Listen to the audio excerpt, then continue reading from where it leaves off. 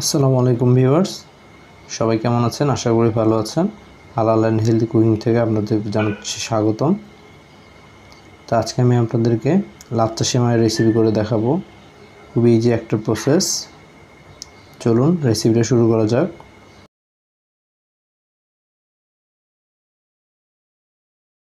প্রথমে একটা ফ্রাই প্যানে আমি 2 টেবিল চামচের মতো ঘি নিয়ে নিয়েছি। এরপর 200 গ্রামের যে লাচ্চার প্যাকেট থাকে সেই প্যাকেটের পুরোটা সেমাই আমি এখানে নিয়েছি।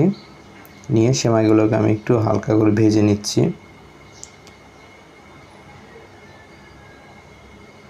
আমার কাছে মনে হচ্ছে সেমাইগুলো একটু ভেজে নিলে এটা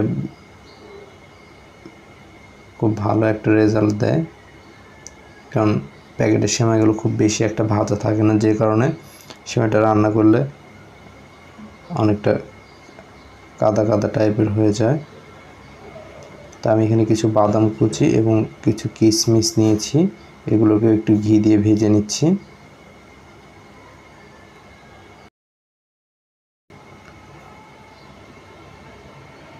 এবার বাদাম কুচি এবং কিশমিশগুলোকে আমি সেমাইয়ের উপরে সেট করে দিচ্ছি, ভালোভাবে বিছিয়ে দিচ্ছি বা ছড়িয়ে দিচ্ছি। এখন আমি এখানে 1 লিটারের মতো দুধ নিয়েছি, দিয়েছি কয়েকটা সাদা এলাচ, 2-3 টুকরো দারুচিনি দিয়ে আমি এগুলোকে একটু জাল করে ঘন করে নিব।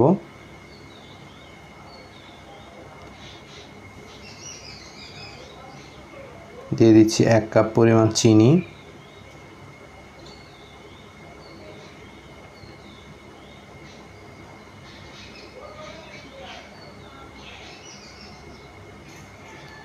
এবার দুধটা ফুটে উঠেছে।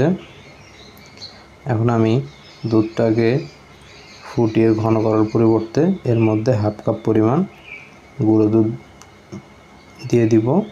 এই জন্য আমি একটা গ্লাসে কিছুটা গুঁড়ো দুধ নিয়ে দুধের সাথে গুলিয়ে তারপর অ্যাড করছি। এতে করে আমাদের দুধটা তাড়াতাড়ি ঘন হয়ে যাবে।